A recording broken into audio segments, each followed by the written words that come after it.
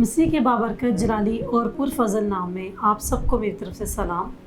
میرا نام any Charles ہے اور میں پہاڑ گنج منسٹری DMMS منسٹری سے بلانگ رکھتی ہوں، اور میں خداوند کی بہت ہی شکر گزار ہوں، اور خداوند کے ساتھ ساتھ خداوند کے بیٹے دانش پیٹر کی اور ان کی ساری منسٹری کی، ان کی پوری ٹیم کی اور ان کی پورے چینل کے لیے شکر گزار ہوں۔ گریس نیٹورک TV کے لیے میں بہت ہی نہایت ہی شکر گزار ہوں کہ جنہوں نے ہمیں یہ موقع دیا کہ ہم جو ہے یہاں پر آئیں اور خداوند کا کلام ان سب تک شیئر کریں۔ جی، آج کا میرا ٹاپک ہے تربیت۔ تو میرے ساتھ سب حوالہ نکالیے۔ امثال 22 باب اس کی 6 آیت۔ لڑکے کی اس راہ پر تربیت کر جس پر اسے جانا ہے، وہ بوڑھا ہو کر بھی اس سے نہیں مڑے گا۔ آمین۔ ٹاپک ہے تربیت۔ پہلے میں بائبل مقدس کے مطابق جو ہے تربیت کا آپ کے ساتھ تھوڑا سا شیئر کروں گی، تو پھر اس کے بعد میں آپ کو دنیاوی جو ہے تربیت کے بارے میں جو آپ سے شیئر کروں گی کلام مقدس کے مطابق۔ جی، کلام مقدس کے مطابق اگر ہم دیکھیں تربیت کی بات، خداوند کا پیارا بیٹا، خداوند سے محبت کرنے والا، خداوند کے ڈر و خوف میں رہنے والا، خداوند سے رفاقت رکھنے والا، خداوند کی قربت میں رہنے والا، خداوند کے حکام پر چلنے والا، حکموں پر چلنے والا، خداوند کا بیٹا ابراہیم جو خداوند کے بہت ہی قریب تھا۔ خداوند نے اس کی ایسی تربیت کی کہ وہ خداوند کی ہر ایک بات میں جو ہے شکر گزاری کے ساتھ جو ہے خداوند کے آگے سرنگو ہوتا تھا۔ خداوند نے اپنے بیٹے کی تربیت ایسی کی کہ وہ کبھی بھی کسی بات کے لیے، کسی چیز کے لیے جو تھی اس کے منہ پہ نہ نہیں ہوتی تھی، کیونکہ وہ خداوند سے پیار کرتا تھا۔ کیونکہ جو خداوند سے پیار کرتے ہیں، جو خداوند کی محبت میں رہتے ہیں، تو ان کو پتہ ہوتا ہے کہ وہ مسیحا کا پیار کس طرح کا پیار ہے، کس طرح کا گہرائی والا پیار ہے، کس طرح رفاقت والا پیار ہے۔ تو خداوند نے اپنے بیٹے ابراہیم کو جو ہے عمر رسیدہ عمر میں اولاد دی۔ تو خداوند نے جب اس کو دیکھا کہ ابراہیم پہلے بھی بہت ہیپی تھا، بہت خوش تھا خداوند کے ساتھ، اور اولاد ہونے کے بعد تو خداوند کے ساتھ اور زیادہ، اس سے بھی زیادہ اور ہو گیا ہے، یعنی کہ اس نے ہر وقت، ہر پل، ہر لمحہ خداوند کا شکر ادا کیا۔ یہ اس کی تربیت کی میں بات کر رہی ہوں۔ تو اس نے خداوند کا شکر ادا کیا۔ خداوند نے جو ہے جب دیکھا کہ ابراہیم بہت خوش ہے، ہر چیز، every thing, step by step, every things بہت اچھی سے چل رہی ہے خداوند کے حکم کے مطابق، خداوند کی مرضی کے مطابق، تو خداوند نے تھوڑا سا اس کو چیک کرنے کے لیے، اس کی تربیت کو جانچنے کے لیے اس پہ تھوڑا سا روشنی ڈالی کہ کیوں نہ کہ میں تھوڑا سا ابراہیم کو تھوڑا سا چیک کروں کہ کیا اس کی تربیت، اس کی محبت، اس کا پیار، اس کی قربت مجھ سے تھوڑی سی الگ تو نہیں ہوگی، کیونکہ خداوند جس سے پیار کرتا ہے، جس سے محبت کرتا ہے، خداوند اس کو جو ہے وہ ایک سانچے میں ڈالتا بھی ہے، ناپتا بھی ہے، تولتا بھی ہے۔ خداوند ہمارا خداوند نے ابراہیم کو چیک کرنے کے لیے خداوند نے ابراہیم سے کہا، اے ابراہیم نے کہا، اے میرے مسیحا میں حاضر ہوں، اے میرے آقا، اے میرے پتا میں حاضر ہوں۔ خداوند نے کہا کہ مجھے قربانی کے لیے آپ کے بیٹے ابراہیم چاہیے۔ تو اس نے ذرا بھی دریغ نہ کی، نہ سوچا، نہ سمجھا، نہ دیر لگائی، نہ منٹوں کی دیر لگائی، اور نہ ہی کسی بات کی فکر کی۔ اس نے فوراً سے اپنے بیٹے کو لیا، اور فوراً سے جو ہے اپنے بیٹے کو، جو خداوند نے اس کو کلام کے مطابق، اپنی رویا کے مطابق، اپنے ویژن کے مطابق خداوند نے جس کو جگہ بتائی تھی، قربان گاہ دکھائی تھی، وہ اس قربان گاہ پہ اپنے بیٹے کو لے گیا۔ تو اپنے بیٹے کو لٹایا اور ذبح کرنے لگا۔ جب خداوند نے اس کے دیکھا کہ ابراہیم نے تو ذرا بھی دریغ نہیں کی، فوراً سے اپنے سینے کو تان کر اپنے جگر کا ٹکڑا میرے آگے پیش کر دیا ہے، تو خداوند نے اس کی تربیت کو اور زیادہ خداوند نے سراہا کہ یہ میرا بیٹا پیارا بیٹا ہے جو مجھ سے محبت کرتا ہے۔ بات ہے اصل میں میرا ٹاپک ہے تربیت۔ یہ میں نے کلام کے مطابق آپ سے تھوڑا سا ڈسکس کیا تربیت کا۔ تو خداوند نے جب دیکھا کہ اس نے اپنے بیٹے کو جو ہے لٹا دیا ہے قربان ہونے کے لیے، تو خداوند نے اسے کہا، ابراہیم برا حاضر ہے، برے کا رینج ہے۔ تو اس نے کہا کہ اے خداوند برا تو میں لے آیا ہوں، یعنی کہ میرا بیٹا۔ خداوند نے کہا کہ نہیں، تو خداوند نے یعنی کہ اس کی تربیت کو چیک کیا۔ یہ ہے کلام کے مطابق۔ اب اگر ہم تربیت کی بات کریں، تھوڑا سا पहले मैंने छोटी सी एक मिसाल दी थी कलाम के मुताबिक। अब अगर हम दुनियावी बात करें तरबियत, तो आजकल की दुनिया में तरबियत जो हमारी हो रही है वो बहुत ही मुश्किल से और बहुत ही कठिन हो रही है। बहुत ही कठिन वाले रास्तों से गुज़र गुज़र कर जो है हमारी तरबियत हो रही है। हमारी माएँ जो जब औलाद नहीं होती तो खुदावंद से गिला शिकवा करती हैं, ऐ मेरे खुदाया मुझे औलाद दे, ऐ मेरे मसीहा मुझे औलाद दे। खुदावंद के आगे सजदे कर कर के, खुदावंद की हुज़ूरी में झुक झुक के खुदावंद से जो है वो खुदावंद से औलाद को मांगती हैं। तो जब खुदावंद उनकी दुआओं को सुनता है, कबूल करता है, तो खुदावंद उनको औलाद देता है। तो वो क्या करती हैं? खुदावंद की हुक्म अदूली करती है, खुदावंद की मोहब्बत भूल जाती हैं। तो क्या करती हैं? जब बेटा या बेटी खुदावंद ने उसको दे दी है तो उसकी तरबियत जो है उसके मुताबिक नहीं करती, क्योंकि खुदावंद जब औलाद देता है तो खुदावंद चेक भी करता है कि जो मैंने उसको गॉड गिफ्ट दिया है क्या इसने उसकी तरबियत सही की भी है कि नहीं की। खुदावंद जांचता है, खुदावंद तंबीह करता है। तो आजकल की माएँ जो हैं वो तरबियत के लिए जो है वो बहुत ही ढीली पड़ गई हैं। बच्चा अगर हमारा कुछ भी कहता है, कुछ भी मांगता है, तो कहती हैं कि जाओ ले लो वहाँ से जाकर। बच्चा हमारा ज़िद करता है तो उसकी ज़िद को पूरी करते हैं, इवन देन के ये नहीं सोचती, ये नहीं समझती कि उसके लिए आया ये चीज़ अच्छी है या बुरी है, क्योंकि हर चीज़ हमारी जो है वो नुकसान भी देती है और फ़ायदा भी देती है। तो ये हम पे डिपेंड करता है, हमारे बड़ों पे डिपेंड करता है कि हमने तरबियत किस तरह से करनी है। तो तरबियत इस तरह से होनी चाहिए कि वाकई में जब खुदावंद से जब मांगा है तो उसके मुताबिक तुमने अपने बेटे की, अपनी बेटी की तरबियत की भी है या नहीं भी की तरबियत। तो तरबियत इस तरह की है कि बेटा ज़िद करता है, माँ मानती है, बेटा लड़ता है तो माँ मानती है, बेटा धमकियाँ देते हैं तो मानती है, बेटा हर एक चीज़ के लिए मनवा लेता है, बेटा है या बेटी है तो माँ उसकी मान लेती है। माँ रोती है, कहती है बाप को जो है वो कहती है कि मैं क्या करूँ, मैं मजबूर हूँ औलाद के आगे। क्या माँ बाप औलाद के आगे कभी मजबूर हो सकते हैं? मेरा सवाल है सबके लिए, क्या माँ बाप मजबूर हो सकते हैं? अगर मैं सोचूं, मैं समझूं, मैं समझती हूँ कि माँ बाप औलाद के आगे मजबूर नहीं हो सकते, क्योंकि माँ बाप ने औलाद को पैदा किया है, औलाद ने माँ बाप को पैदा नहीं किया। तो कोई भी हमारा ये नहीं है कि हमारे औलाद जो है वो हमसे ज़िद करे और हमें माननी पड़ जाए। तो अब क्या फ़ायदा उसकी तरबियत का। बच्चा छोटी ज़िद करता एक बड़े स्टेप पे पहुँच गया है, बड़े स्टेप पे पहुंच गया है कि छालिए से उसने ज़िद की है, उसकी माँ ने उसकी बात मान ली है, उसकी माँ ने उसके बबल से की है तो उसकी माँ ने बात मान ली है। अब वो बच्चा बड़ा होकर एक चर्च पे पहुंच गया है तो उसकी माँ जो है कहती मैं मजबूर हूँ। क्यों मजबूर हो? जब खुदावंद ने कलाम दिया, जब खुदावंद ने 9 महीने माँ के पेट में, माँ की कोख में पैदा किया है, दर्दों से जब माँ ने लिया है तो माँ ने उसकी तरबियत क्यों नहीं सही की है? आज हमारा विजन है, हमारा मिशन है कि हमने तरबियत करनी है, हमने बच्चों को बिगाड़ना नहीं है।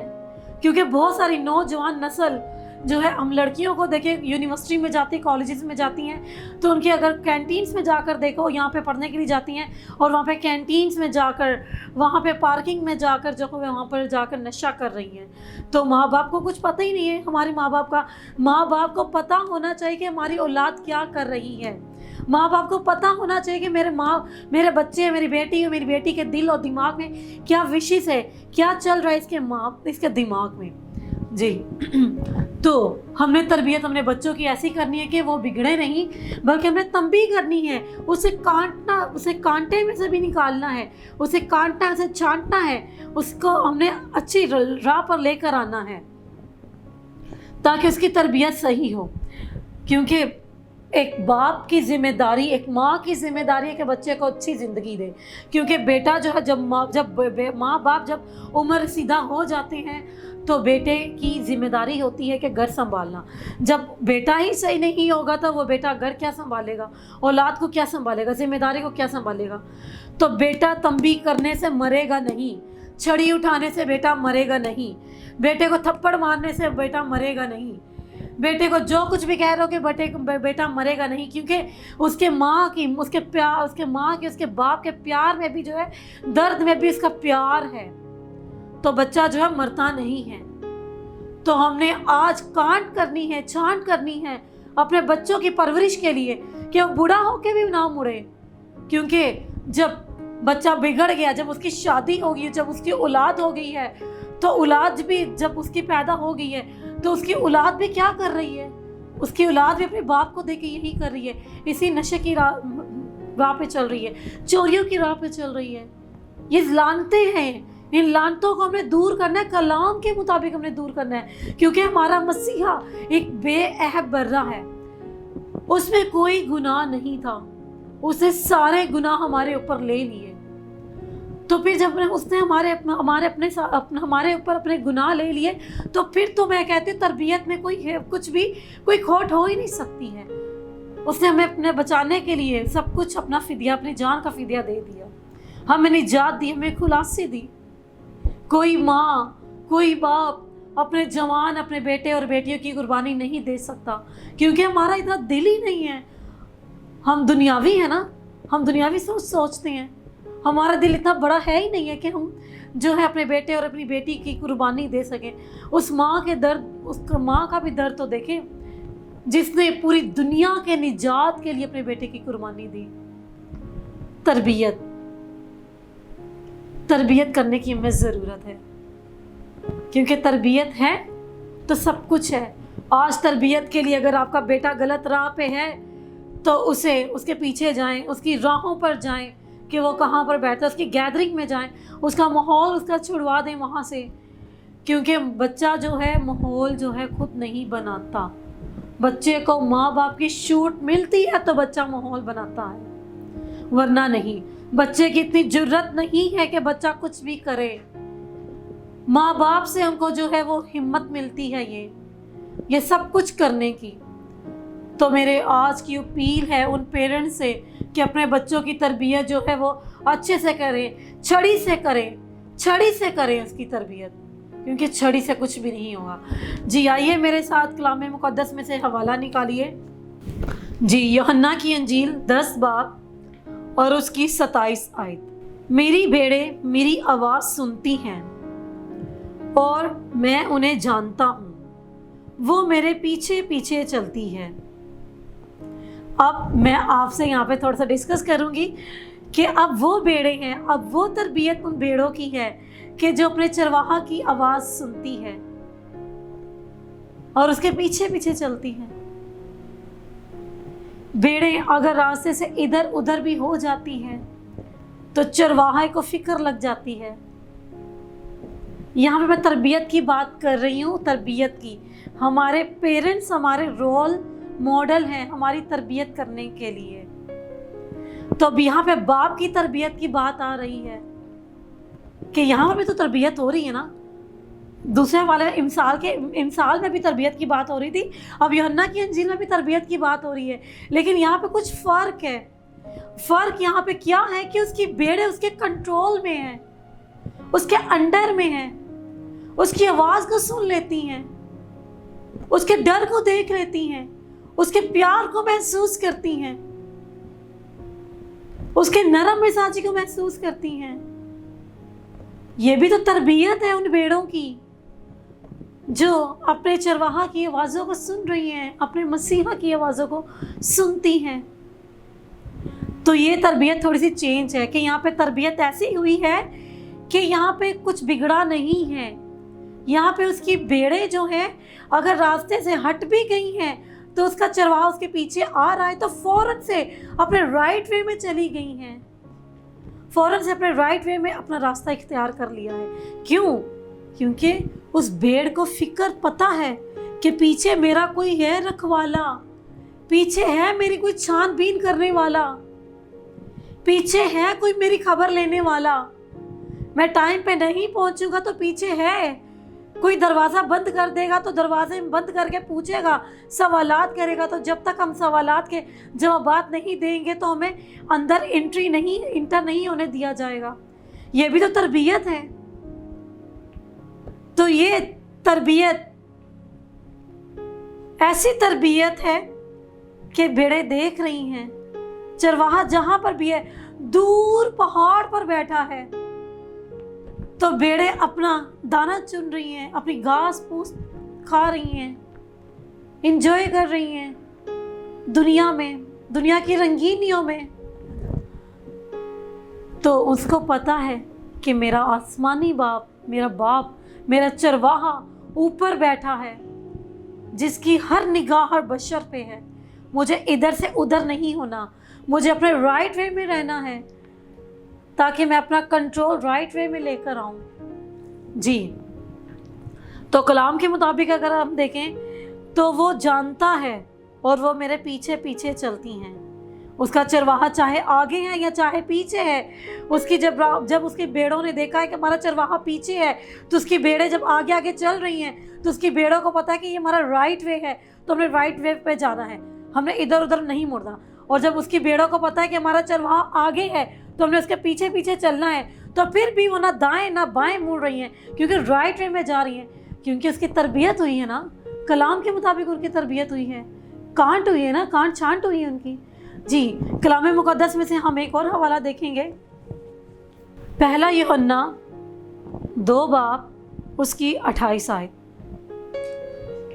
गर्ज ए बच्चों, उसमें कायम रहो, ताकि जब वो ज़ाहिर हो तो हमें दलेरी हो और हम उसके आने पर उसके सामने शर्मिंदा ना हो। आमीन। यहाँ पर बच्चे की तरबियत, यहाँ पर आयत में कलाम मुक़द्दस के मुताबिक बच्चे की तरबियत अच्छे तरीके से हो चुकी है, बच्चे की परवरिश अच्छे तरीके से हुई, तरबियत भी अच्छे तरीके से हुई। तो यहाँ पर हमें कलाम मुक़द्दस कहता है कि ए बच्चों, ए मेरे अजीज़ों, ए मेरे बुज़ुर्गों, ए मेरे प्यारों,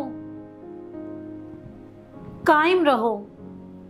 कायम रहने की अब ज़रूरत है, ताकि जब वो ज़ाहिर हो, ताकि जब हमारी सुनने वाला, जब हमारे परखने वाला जब आए, तो हमने कायम रहना है उसमें, उसके ब्लड में,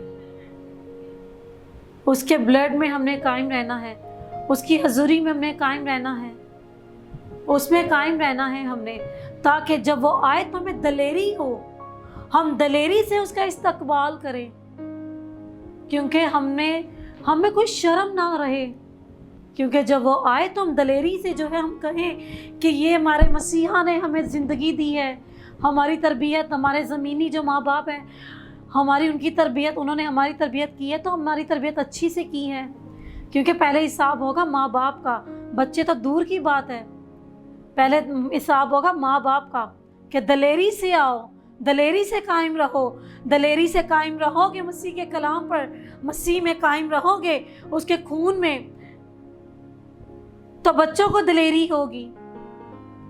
दलेरी से जो है वो दलेरी को जाहिर करो, दलेरी में रहो, और हम उसके आने पर उसके सामने शर्मिंदा ना हो, ताकि जब हमारा मसीहा हमारे पेरेंट्स से जब हम हिसाब करें कि हाँ मुझसे दुआएं कर कर के मांगा था ना, हाँ मुझसे सजदे कर कर के मांगा था ना, हाँ मुझसे रो रो के मांगा था ना, रोज़े रख रख के मांगा था ना, दिन रात मेरे सजदों में झुक कर मांगा था ना कि मुझे बेटा, मुझे बेटी चाहिए। तो हमारा मसीहा जो है वो जब आएगा तो हमें शर्मिंदगी नहीं होनी चाहिए, हम फ़ख्र के साथ दलेरी से कहें कि है मेरे मसीहा, जो गॉड गिफ्ट मुझे दिया है तो मैंने उसकी ऐसी तरबियत की है, ताकि हम तरबियत अच्छी सी करें। जी, इसी के साथ मेरे साथ हवाला निकालिए।